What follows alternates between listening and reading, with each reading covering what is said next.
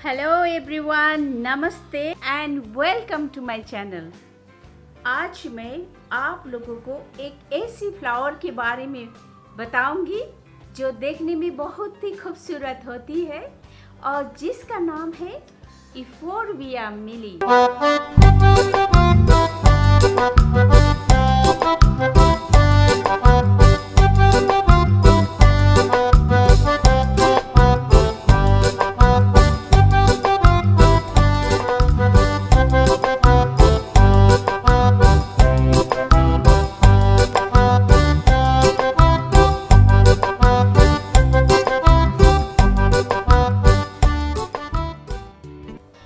मेरा नाम है अस्त्रावानी Poonam and I welcome you to my channel plant with Poonam.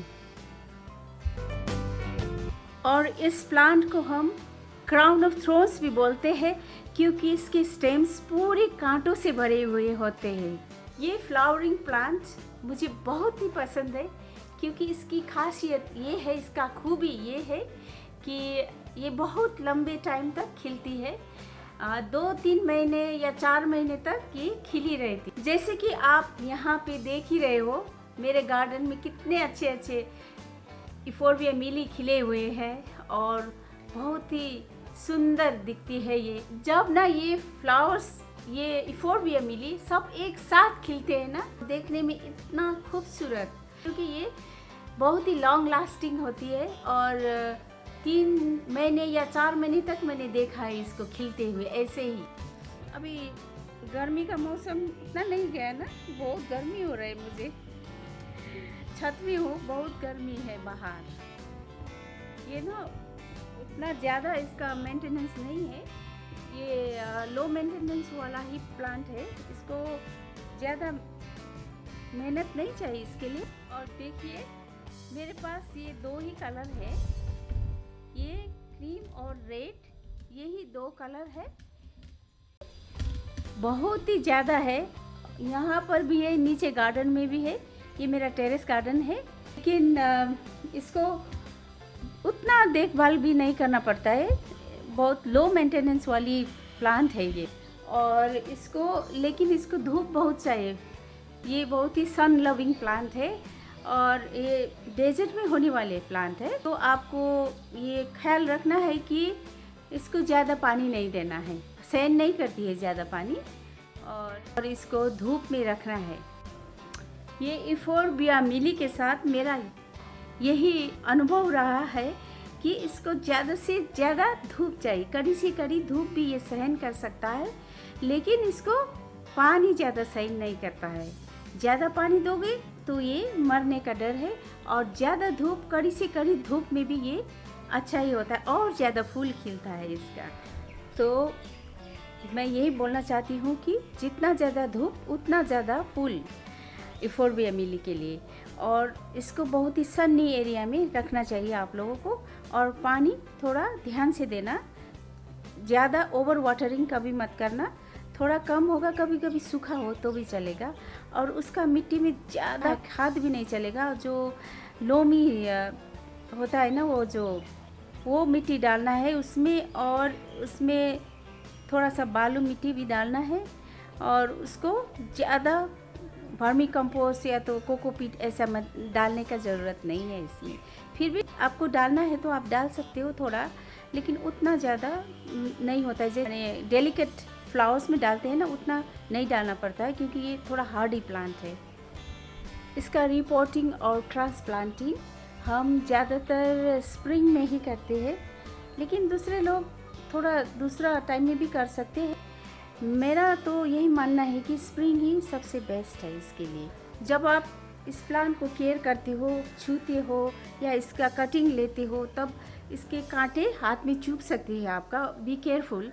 तो आपको बहुत ध्यान रखना है कि आपके हाथ में ये कांटे नहीं चुभे, और उसका जो सफ़ेद वो लिक्विड निकलता है इसका स्टेम से, वो भी थोड़ा पॉइजनस होता है, इसीलिए थोड़ा ध्यान रखना ज़रूरी है कि हाथ में वो चोट ना लगे कांटे से, और उसका वो जो दूध जैसा सफ़ेद निकलता है स्टेम से, तो वो भी आपका वो घाव में ना लगे।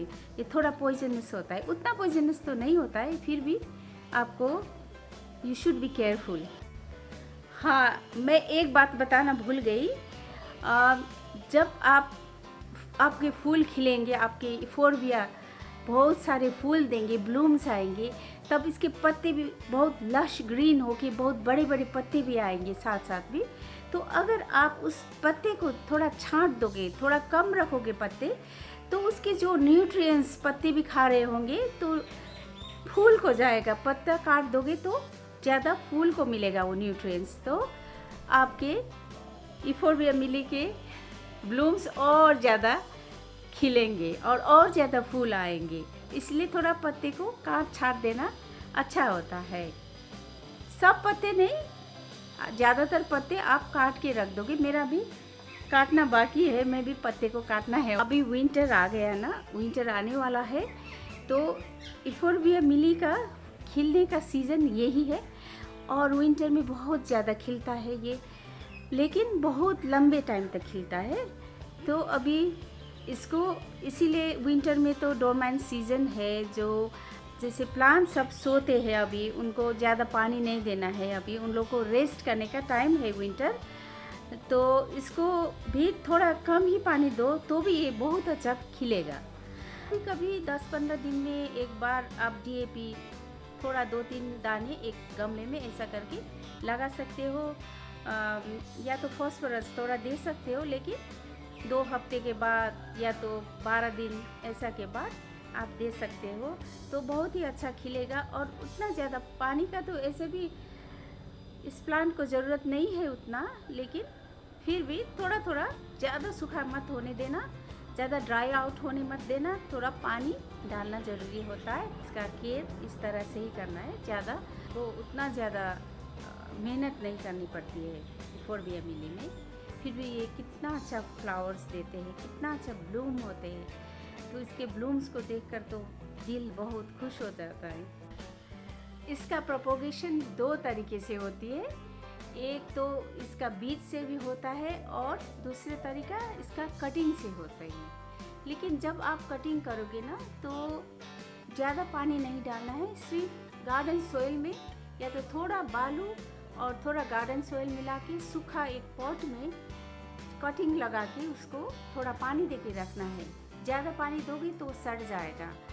और उसमें आपको तो पता है ड्रेनेज होल होना तो ज़रूरी है। जब भी आप कटिंग लगाते हो उस पॉट में भी ड्रेनेज होल होना बहुत ज़रूरी है। तो इसका प्रोपोगेशन उसी तरह से भी होता है, कटिंग से भी होता है और बीज से भी होता है, लेकिन हम लोग तो कटिंग से ही करते हैं ज़्यादातर। तो दोस्तों, अगले वीडियो में मिलने का वादा करके मैं वीडियो एंड करने जा रही हूँ। Bye. Thank you so much for watching.